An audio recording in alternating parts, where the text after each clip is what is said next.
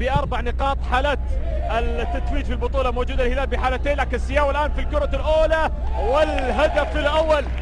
الهدف الأول لسياو البرازيلي عبر البرازيلي سياو. هذه اللقطة وهذه الكرة التي تعامل مع البرازيلي سياو، وحالة الانفراد التي يتعامل معها بالطريقة التي أمامنا، ويستطيع فريق الشباب هذه الكرة أن تكون نقطة العودة في النتيجة. شلهوب جول!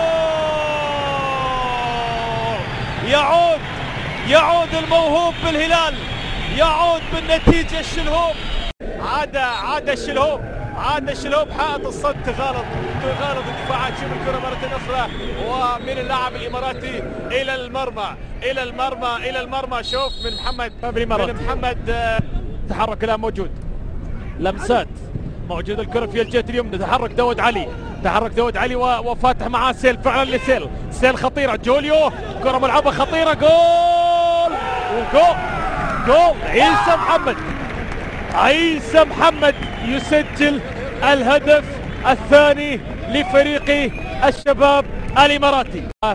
التقدم الآن بالهدف الثاني. الهلال لا يواجه خصما عاديا في مباراة اليوم.